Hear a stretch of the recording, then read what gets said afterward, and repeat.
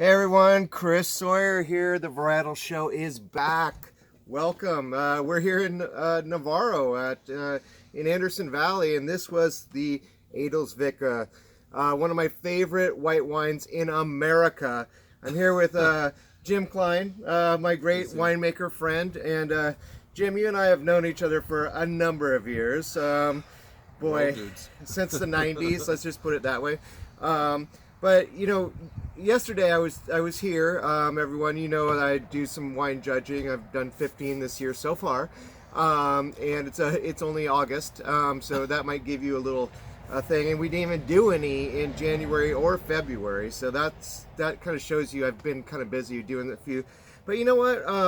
Guess what won yesterday Best White? This Adelsviker. And was I surprised? Not at all. I think this is really one of the great white wines. And we talk so much about Chardonnay, which he does a great job with. And he makes great Sauvignon Blanc. But the Adelsviker is a little bit different. Tell everyone a little bit about this and how it kind of came about. Well, Adelsviker, of course, are made in Alsace in northern France. And there literally means... noble blend, and noble varieties such as Gewürztraminer, Riesling, Pinot Gris, Muscat Blanc are permitted, and even Pinot Blanc are permitted in Adelsvikers today in that appellation. So since we grow all of those varieties, Ted Bennett and Deborah Kahn, the owners here at Navarro, started making an Adelsviker really in the early 1980s. And at first it was very sweet. It was about a 3% RS wine. We've kind of pared it down now where we bounce somewhere between about 1.4% and 1.6%. And it's one of those semi-dry wines, not dry like our dry Gewürztraminer or Rieslings, or gosh, the last one we did was bone dry. Yeah, I love these wines. I love all of them. But it's this wine here, when we're constructing it, you know, we're taking a bit from each of the tanks and creating a blend. And we liked it to be, we usually select fairly acidic wines, usually from our peach field and then also from our Middle Ridge field for the Pinot Gris. And you know, they're fairly cool vineyards that have a lot of acidity, and so we're able to kind of balance those up with a little bit of residual sugar in it.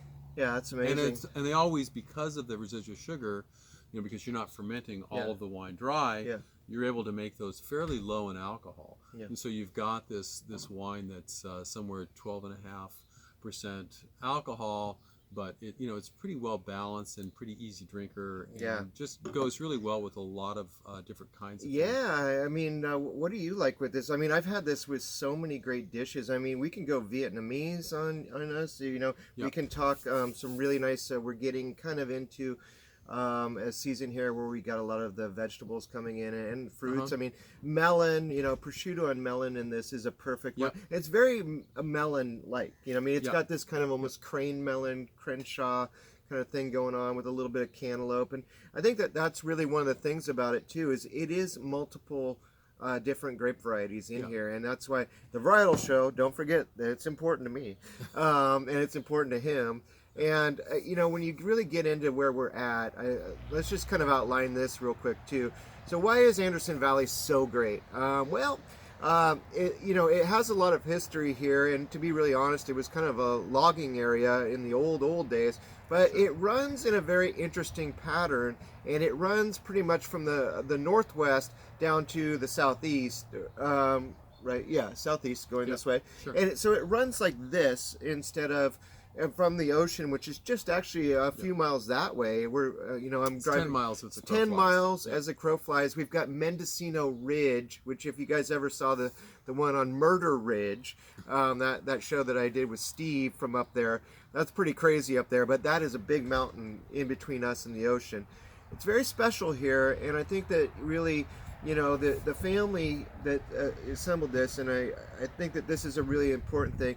1983 was the appellation was made, and it's a very important thing because back then it just wasn't tourism here. I mean, there was people that came out and they'd go to Mendocino, the town, and they'd go to Fort Bragg to ride the skunk train and all these kinds of things. But there wasn't wine here like it is today. And I'll say one little fact about this.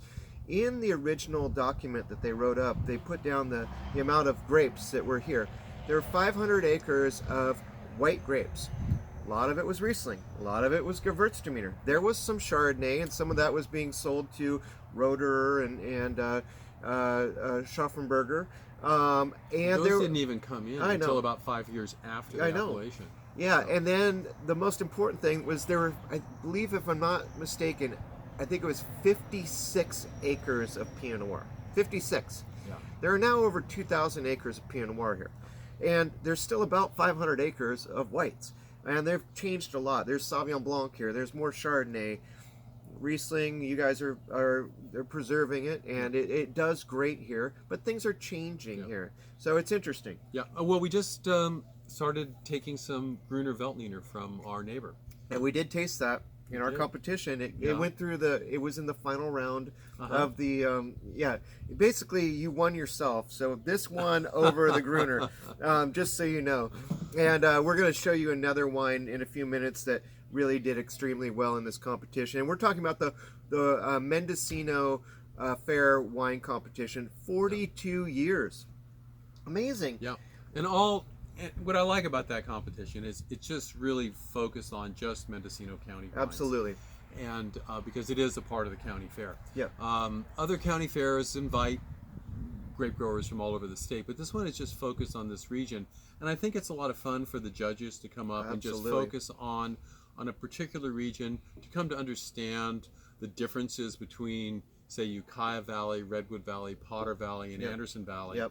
And just really the broad range of grapes that we're able to grow in a fairly small area. Yeah, it's really not that far. If we were to fly like the crow over this way, it's about 15 miles over to Ukiah. To Ukiah. And so if you guys, where we're at too, if you don't know Mendocino, it's right above Sonoma County.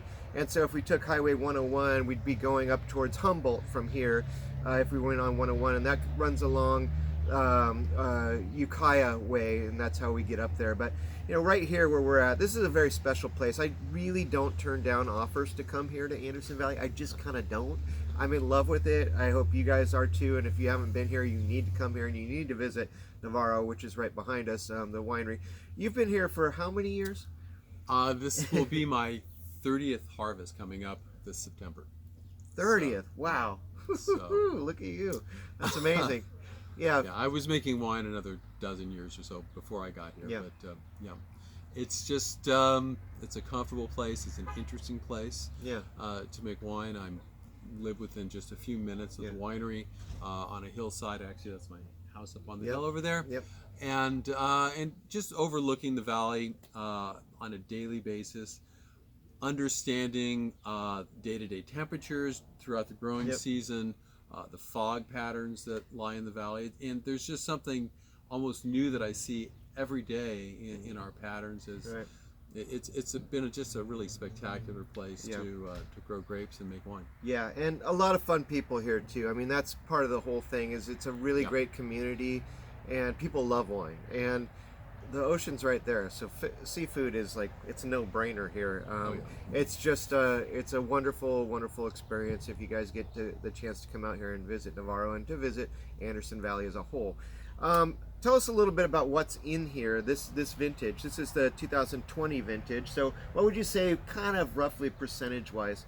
Pinot Gris is about 39-40%.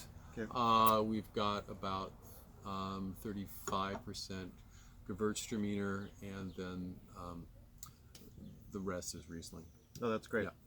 So wonderful I texture. particularly like, sometimes we have more Gewürz or less, and sometimes more Pinot Gris. I generally like the vintages where we go a little heavier on the Pinot Gris. It kind of creates this sort of oiliness and mouthfeel. Sometimes you get a little too much rose petal when you're too high in Gewürz. It's one of those factors you really have to play with to get in. Yeah, that's why I said it was blind that we were tasting it yesterday, and I almost had that texture of like a Grenache Blanc. Like it had that almost like more like a Pinot Blanc, where it's a little bit rounder, and I think it's just I think you just do such a great job with Pinot Gris here too. I mean, it really does. Where's the other place that you guys think about for Pinot Gris? I think about Oregon. I think about Willamette Valley, and I think about that area up there, which is really great. And for all of you out there that don't know enough about Pinot Gris, because you can always learn more, Pinot Gris and Pinot Grigio, it's the same grape. It actually came from a super genus called Pinot Noir. So they are a white mutation. It's a white mutation, and so is Pinot Blanc of Pinot Noir. So very, very interesting. And Pinot Noir is so big that it was actually the genus that Chardonnay came from is Pinot Noir as well. So there's a lot of stuff going on, and we're finding out a lot right here at Navarro. I thought that this did extremely well. You always do extremely well at these competitions. We're going to taste this in a few minutes, which is the Riesling, but we're going to wait for a minute and taste the Pinot first. I think that's the right order to go in, because the Riesling is a wonderful wine to end the meal with, and believe me, it is delicious. It wins a lot of competitions. It's funny because we were going to meet up at one point. It was 2 months ago that I called you, and it just didn't work out for me to get up here. But he had just won for the Riesling in a different competition. That it won the best sweet wine there too. So don't forget to get your Riesling when you're here too. Fantastic example here of really what we're talking about. Alsatian. Alsatian is that area of France right on the border of Germany, and we've done a lot of great things here through the years. We used to have the old Alsace Festival. Now we call it the Aromatic White Wine Festival, which is it's too many W's and you get all confused by it anyways. But here we are in Pinot Noir land. Anderson Valley Pinot Noir. It goes very into this, and L'Ancien. So tell us a little bit about this style and how you came up with this style. So this style started before I even got here in '92.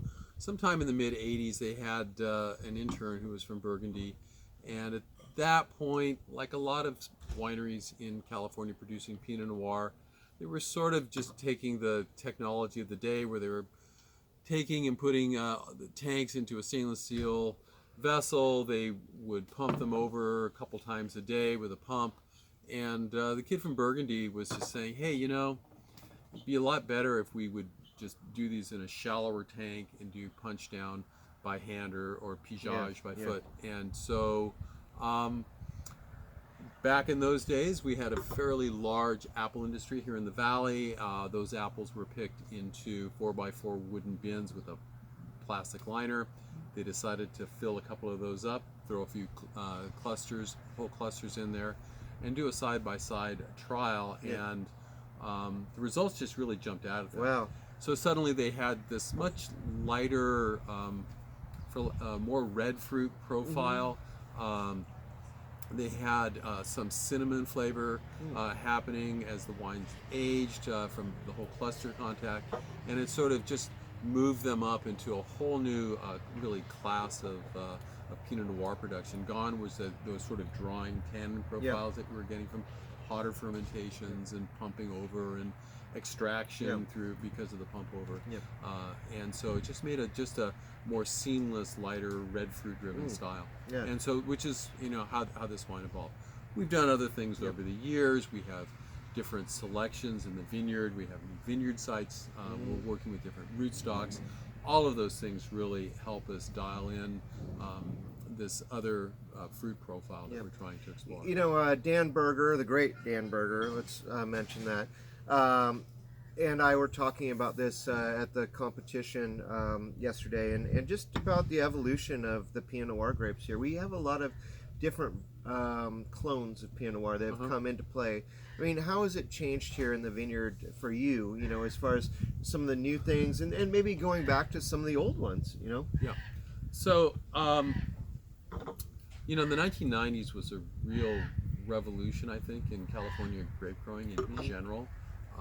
With most of Napa Valley and the North Coast being replanted because of this second phylloxera, people were able to really reconsider what trellises were going to look like. And none of us really understood what those trellises were going to be. There was a lot of what's called vertical shoot positioning, where you grow the grapes straight up and down, and you put a lot of sunlight into the canopy. And there was a lot of that. We were experimenting with divided canopies, a lyre canopy. What we ultimately settled on, and what I think is interesting, is that, in the Anderson Valley, in comparison to Europe, from a latitude perspective, what major city do you think we're near? Any idea? You mean? Are we not, north of? You're not near Burgundy because that's more Willamette Valley. Right. So do you think we're as far south as Bordeaux? Bordeaux, yeah, I think so. No, go further south. We'll go to Madrid. You're getting close. Okay. We are south of Madrid by nearly 70, 80 miles. Valdepeñas then, right there. And think of what that means with how much more sunlight you have. Yeah. Maybe the days in the middle of summer are a little bit shorter. Yeah. But it's a different dynamic. Yeah. And so what we've gone to is sort of back to the future, and as you can see behind us, which of course our people here can't really see, but so it's sort of a modified California sprawl. What we have is sort of a T-top that is V-shaped, like and so it really catches the vines as they grow up and provides just a bit of shade to the fruit. We don't have deep shade, and we don't have that double canopy like we used to have pre 1985, where they were just grown down in the darkness of the canopy. These are sort of a bit open, but also a bit shaded, kind of like the hat that all of us red-headed winemakers need to wear. Yeah, exactly. Well, it did remind me too when I said Valdepeñas, and we get up there La Mancha, and like you think that Don Quixote's like sitting right out there in the vineyard. He's not actually, by the way. But the fact is, the other thing that we were kind of talking about is this kind of a Burgundian style, even though it is below there. I think what's really happening here is we're finding out that there's a lot of tannins in Pinot too. I mean, it can be very tannic. It can be super bitter. I feel like Carneros has gone a long ways in making their wines not bitter. And I felt like they were always bitter. They should just keep making the sparkling wines. That's great, but pick it early. Don't let it go. And I feel like you guys have you've made some adjustments, even row positioning and things like that. Row orientation. Yeah, but you can feel it right now. We're looking at it. We're about getting towards 11 o'clock in the morning, and you can hear their crazy crow in the back, which is actually a legitimate crow. But also, we're getting a little bit of breeze. It's going to be hot here this afternoon, but the breeze does come off the ocean. So you have to figure in all of these factors whenever you plant here. And you have to learn a lot of lessons by sometimes failure, sometimes just the wrong thing in the ground, sometimes the wrong rootstock. But you were talking about Anderson Valley, and I think Anderson Valley as an appellation is a very site-specific appellation. People like to talk about Anderson Valley, and they talk, we're so many miles on the road, and they tend to sort of have this sliding scale that sort of adjusts with where you are in relation to the coast along Highway 128. But the fact is that there's several places along the valley where the ocean finds its way over and has some cooling effect. Yeah. So though the far western end of the valley is regarded as being extremely cool, there's actually pockets in there if you're tucked in behind, say, a ridgeline that are really very, very warm. And you can also be on a hilltop above, say, Boonville, and you're right up in the ocean breeze. And so, compare this, say, to Napa Valley, and if you're, say, on the Rutherford Bench, it's a fairly wide, open area. And that area tends to be, really soil driven and site driven because of soil. And that's where the variations occur. For here, the biggest factor that drives it is just really, does that site cool off, as you say, at 11 o'clock in the afternoon to 2 o'clock in the afternoon? Most days I find, particularly with row orientation, what I found here is that it can really vary. We can get the most intense heat of the day at 11 o'clock in the morning.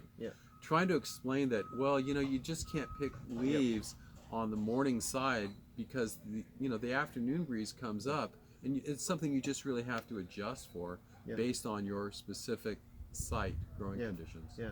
So, Well, I'm loving this wine. You know, there's a lot of red fruit in here. Great nose. It's got that little bit of flaky pastry crust on it too. It's like a little tart thing. There's a little bit of a wild strawberry essence to it too. What do you like to pair with this one in particular? You make a few different Pinots. How many Pinots do you make? Like, just give me a random estimate. You know, is it 5? We work with our sister winery, Pinot Gris Farm, and that's being headed up by Sarah Bennett Kahn, and so we're making those in the winery here. But so she has like 5 different Pinot Noirs that she's making. I'm making 3 primary wines, but then we have a new Vineyard Designate series, and so, you know, I'm making probably 6 different Pinot Noirs, all told, maybe 7. And so with Pinot Gris, we're probably a dozen or so Pinots. That every year. Yeah. So what do you like with this one? I mean, Plus rosé. Yeah, plus rosé. Don't forget that too. And sparkling. Yeah, sparkling wine. We got a lot of stuff going on here with Pinot Noir. Yeah. So I mean, just this style, though. I mean, I think mushrooms. First of all, I mean, I think that almost like black trumpet mushrooms. And I think that some of the tomato dishes that we do, especially with heirloom tomatoes, which are coming in season, you guys, and they're very interesting, especially what you can do with that. I think ham would be very good too. You know, well, I don't know. I think we have a local fisherman that supplies fish over at the local market, and so salmon is sort of the classic summer. I would have to say that too. Thing that happens for me. Well, that's a Pinot thing, just in general. I think it's the way you prepare the salmon too. Do you do it on the grill? I mean, sometimes with those bigger kinds of styles, it's great, but you can bake it too, and then you could. I think with this, I've been pan searing the skin, just like in olive oil, and just crisping it up, and then I take and put it. I have a Kamado grill, and I just put it in there, and then it just sort of bakes really quick in this super hot grill, and then it comes out and it's almost rare on the inside and it's crispy on the skin. Making you thirsty, isn't it, you guys? Yep, so, it should be. It's interesting that you talk about mushrooms. Yeah. Because of course this area is very well known for mushrooms. I just harvested last week some lobster mushrooms off the Mendocino coast, and also some Schummer's chanterelles, and I did in fact have them with Menthol Viancian. Oh, wow. With garden tomatoes and all those things. So. Well, the great thing is that when you get to know these wines and these styles that he makes, and they're made here at Navarro, you have a lot of different opportunities to really explore, and that's something I've had the opportunity to do for many, many years, and we've done seminars together. We love these things, and the other thing is that these wines age extremely well. They have great acidity, and I want to say that too about this Adelsvicker. It has extremely good acidity in it, and I've got to have great acidity. That's what makes a wine wonderful and not flat. And I'm sorry if you don't have acidity in it, it's just basically grape juice is all it is. And all that really ties into what we were talking about with this ocean onshore flow and your really local conditions and your picking choices for that matter as well. Absolutely. So we're going to go into one last wine real quick too. So this is the Great Riesling. This is the late harvest sweet Riesling, and it's the Cluster Select. So this is really something special, you guys. And I mean I can't tell you how many awards this wine wins just in general. Tell us a little bit about the Riesling program here. I mean, you make a lot of different styles, but this Cluster Select is kind of special, Working with Riesling, it's a lot about responding to the growing conditions of that particular year and what's happening. So we were talking about mushrooms and how we're known for mushrooms. Compared to, say, again, Sonoma, Napa, and down to Lodi, we're just close enough to the Oregon border, and is that we get those first rains that come in October. Usually sometime between the 5th and the 10th of October, we'll start to get those rainstorms. They'll make their way down here. And for late harvest wines, 3 days of rain, about 1.5 inches of rain, and then it's still pretty warm. Followed by 5 or 6 days of just sunny weather. will get the botrytis going, and from one day to the next you can go out and the grapes will go from sort of yellow, straw yellow or green, and they'll be purple and infected with botrytis in a couple more days. Those skins have thinned out and they've turned to raisins, and so we've gone from about 21.5% sugar up to, I've had it as high as 43.5% Wow. sugar.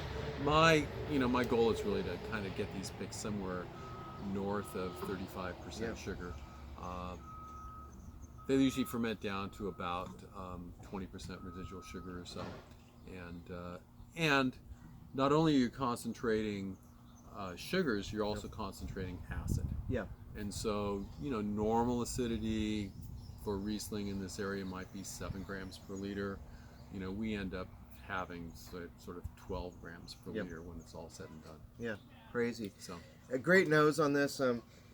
So lovely. I mean, I love it. It's got that little bit of peach on there. Mm-hmm. There's definitely a little bit of pear, but it's kind of like some canned peaches. Yeah, canned peaches. And, I mean, it just always is so attractive. And I kind of take guesses in some of these competitions, especially if I'm doing a dessert wine round, and I can almost tell it's just like, I'm assuming that it's theirs, but I'm not going to say to anyone else. But I think you and Hush, which is right down the road, you have very defined styles. They're different, but they're both wonderful, and they win most of the competitions in these categories. I like Brad's wines a lot. I like Brad too. He's a good man. We'll get him on the show at some point too. Very good man. And actually, all of them are Zach's great guy, and that is the community here too. I mean, these guys like each other, and that's the great thing. I like them, they like each other. Everyone's kind of family up here, and so that's something that's really great, especially when you can taste these wonderful wines. This is Navarro. This is a great place. Obviously, it's not named after the Bennett family and all of them, but it's named after the area, which is Navarro River, which is right over here. And what's really interesting is it's a kind of a squirrely little start. You go through Sonoma County, and then you go through Cloverdale, and you start going like this for a little while. And it's a good 25-minute route there, if you know how to drive it at some speed and not pull over all the time. But once you get here, it is one of the most magical valleys you'll ever come to. And the most interesting thing is it takes a little while to get out to the ocean, and once we hit what we call the Navarro Straits, it's actually all forest, all redwoods that are right there along the river, and it's coming up right down the road from us here. It's probably less than 10 minutes. It's like 5 minutes from here. To the deep redwoods? Yeah, deep redwoods. Yeah. We get there, and it's just so interesting. And so Navarro is really named after this area, and especially that little area right down there. Yeah, when we talk about the Anderson Valley too, I think winemakers right now, we're trying to struggle with how do we define the valley, because you were talking about the original appellation application. Nobody really knew what an appellation was going to be in those days. And at the end of the day, it's kind of a brand. Yep. You say, okay, here's my brand, this is my winery name, and we make wines in this appellation, and then as a group we make them in this appellation. At the end of the day, it's kind of really just another kind of a sub-brand. But we're trying, in those days we didn't know what we were really doing. We were really struggling as we created these new appellations. I was in San Ynez Valley back in those days. And there's an awful lot of very straight lines that were drawn on that map. And so now we're kind of trying to rethink that and where it fits. But when I think of the Anderson Valley, it's this transition zone. Really, if you're right on the coast, there's a few redwoods there, not many, and then just a mile or two inland, you start getting into this forest land of redwoods and tan oaks, and then you get to the Anderson Valley, and you're suddenly in a transition zone from from redwoods and tan oak into grasslands and valley oaks. And so it's really this transition zone that we're able to grow these kinds of grapes in, and it's really the first place you can actually grow grapes. You can't really grow grapes right on the coast. It's just a little too cool. It's a little too moderate in the winter, and so you need this first transition area to grow. By the time you get, say, past Boonville and up towards Ukiah a few miles, you really do get into just areas that are just too warm for really being Anderson Valley. You can grow some other varieties. Yep. You can grow Cabernet, and you can grow Zinfandel. Yeah, you can Nebbiolo even. Yeah. Lots of great fruit, but it's not the Anderson Valley. And so where do those transitions go? Really become kind of a question at this point. Yeah, well, there's a lot to discover here. That's what we're trying to convince you guys to come here and actually visit Navarro and all the great wineries here. And I think that you'll really get a kick out of it. I enjoy this man so much, and we have a best time together. We love wine, really and you know, it's just great to share this with you and to really make you intrigued by this area and these wines. I mean, these are award-winning wines. I know because I just judged them again, and they won again, you guys. And so Navarro is a great name that you got to get to know if you don't know it, or just come here and explore it. And it really, like I said, Anderson Valley is a great entity by itself. It has a great wine community here. They have a great website too for the vintners here, and also they're on the mendowine.com site, so they're all together, and I feel like every time I come here I feel like family is all around me, and this man is a member of my family and I'm a member of his, and this is awesome. And I hope you guys enjoyed this show. Thank you, Jim. As welcome. always, it's always fun, Chris. Always fun. Thank you once again for tuning in to the Varietal Show. Cheers, you guys, and here's to great wines from Anderson Valley.